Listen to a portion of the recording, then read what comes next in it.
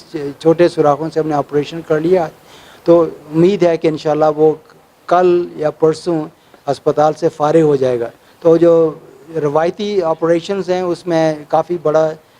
زخم ہوتا ہے اور پھر مریض کو 5، 6 یا 7 دن ہسپتال میں رہنا پڑتا ہے۔ دوسرا ہے کہ کافی سارا خون بھی جو ہے آپریشن کے دوران ضائع ہوتا ہے۔ تو اس لیے یہ جو سرجری ہے، جو نئی یا جدید سرجری ہے، یہ سمجھ سکتے ہیں آپ کہ یہاں پہ ایک اب نیا یہ تاریخ کا جو ہے آپ باب رقم کر رہے ہیں کہ سوات میں پہلی دفعہ اس طرح کا آپریشن کامیابی سے ہوا ہے، اور انشاءاللہ اس طرح کا پروگرام ہم یہاں چاہتے ہیں کہ جو دوسرے سرجنز ہیں ان کو سکھائیں یہی طریقے آپریشنز کے، تاکہ اور بھی جو مریض ہیں یا اس علاقے کے اور اس ریجن کے اس سے مستفید ہو سکیں۔ ہاں، پاکستان میں یہ چند جگہوں پہ یہ آپریشن ہو رہے ہیں۔ سب سے پہلے ہم نے یہی اس طرح کے آپریشن شروع کیے تھے سندھ انسٹیٹیوٹ آف یورولوجی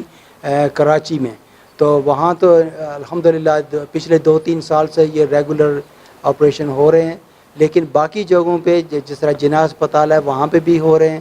اور نارتھ میں یا شمالی علاقوں میں جو پاکستان کے ہیں اس میں کم ہیں، لیکن کچھ جگہوں پہ یہ اس طرح کے آپریشن ہوتے ہیں۔ لیکن ہمارا مقصد یہ ہے کہ پاکستان کے سارے حصوں میں، خاص کر جو دور دراز علاقے ہیں ان میں بھی یہی سہولیات مریضوں کو میسر ہوں، کیونکہ وہ جغرافیائی وجہ سے ان کو یہ ڈس ایڈوانٹیج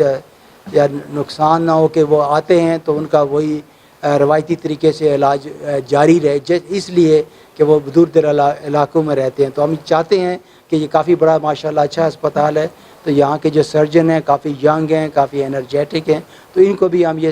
چاہتے ہیں کہ وہ سیکھیں گے، اور ہماری کوشش ہوگی کہ ہم ان کی ہیلپ کریں اس میں، تو تاکہ وہ بھی یہ آپریشن جس طرح باقی آپریشن یہ لوگ کر رہے ہیں ماشاءاللہ بہت اچھی سروس پرووائڈ کر رہے ہیں، تو یہ بھی کر سکیں۔ گردے کی حفاظت کا لیے یہی ہے کہ سب سے جو عام بیماریاں ہیں گردے کی، اس کی 2-3 مین وجہ ہیں۔ ایک تو یہ ہے کہ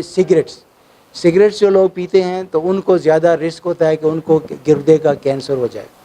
اسی طرح جو موٹاپا ہے، جو لوگ زیادہ موٹے ہیں یا زیادہ وزن ہے ان کا، تو ان کو بھی خیال رکھنا چاہیے کہ اس میں یہ تکلیف ہو سکتی ہے۔ تو اگر خدا نہ خواستہ کوئی بھی تکلیف ہو آپ کے پیٹ کے اندر، تو الٹرا ساؤنڈ اسکین جو ہے آج کل عام اویلیبل ہے، سب جگہوں پہ زیادہ تر لوگ کر رہے ہیں۔ تو زیادہ تر مریضوں کا جو تشخیص ہوتی ہے وہ اسی طرح ہوتی ہے کہ وہ ان کو پیٹ میں کوئی تھوڑی بہت تکلیف ہوئی یا ان کو طبیعت ٹھیک نہیں تھی، وہ گئے الٹرا ساؤنڈ کرایا، جس طرح اس مریض نے کروایا۔ اس کو تھوڑا سا درد ہوتا تھا، پیشاب کی تھوڑی تکلیف ہوتی تھی، جا کے الٹرا ساؤنڈ کرایا۔ تو اگر کوئی بھی پیٹ میں اس طرح کے علامت ہو یا آپ کے خاندان میں کسی کو اسی طرح کا کینسر ہوا ہو، تو میرے خاندان کے باقی لوگوں کو چاہیے کہ وہ احتیاطاً الٹرا ساؤنڈ کرا لیں۔